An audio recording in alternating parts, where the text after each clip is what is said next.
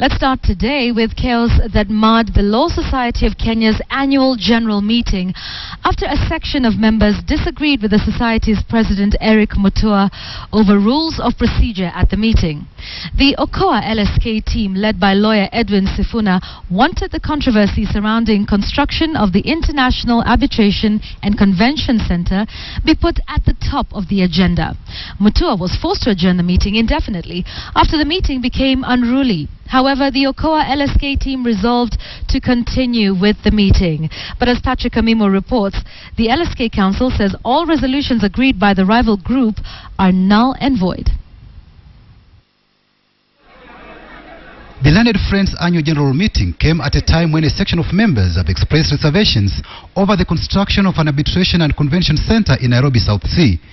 This gathering provided a perfect opportunity for the Okoa LSK team to push their agenda. That the Chief Executive Officer, Secretary of Law Society of Kenya, be sent on compulsory leave. They are lawyers. There are two operational words here. Shall, and then as the member, the council deems fit, that is the may. That is what it means. The meeting ran into disarray when the chairman insisted on conducting the meeting according to the society's rules of procedure. Secretary, go and read just go and read it. That is number 4. Just come and see. Let me say this.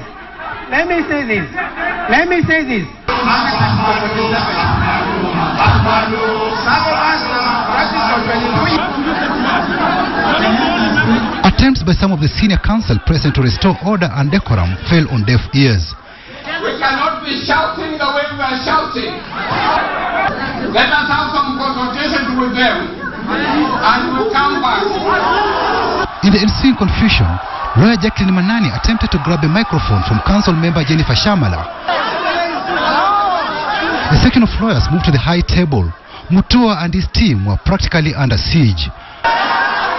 With the meeting turned into a shouting match, the LSK chairman abruptly called off the meeting after an hour and a half of tough wars.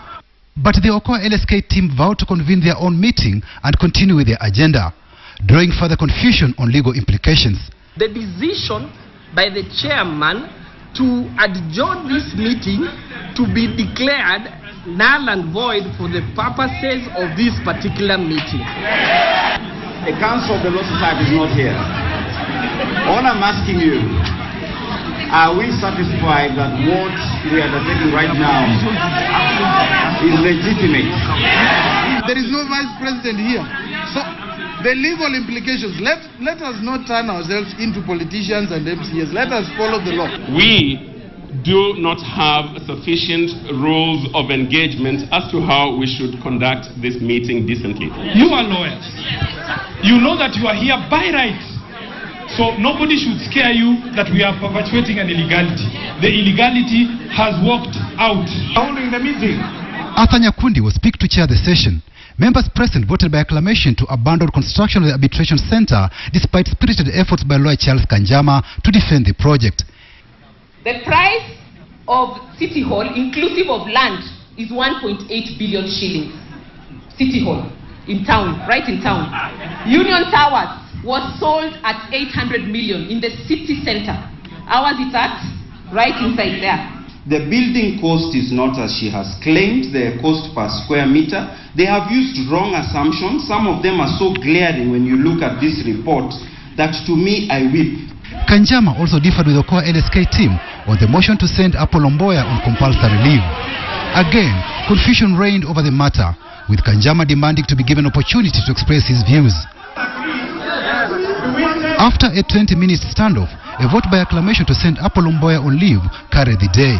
But the LSK Council later addressed the media, where they sensationally claimed a section of lawyers had been paid 20 million shillings by a cabinet secretary in the office of the president to disrupt the meeting. We are interviewing one of the lawyers who has given this information with a view to obtaining an affidavit since this lawyer was in that meeting when that was happening. Mr. Asa Nyakundi purported to chair a meeting of the amorphous entity known as Okoa LSK. Any purported motions passed in that meeting as chaired by Mr. Nyakundi are therefore null and void. Those are some of the amazing and dramatic scenes witnessed during the LSK annual general meeting.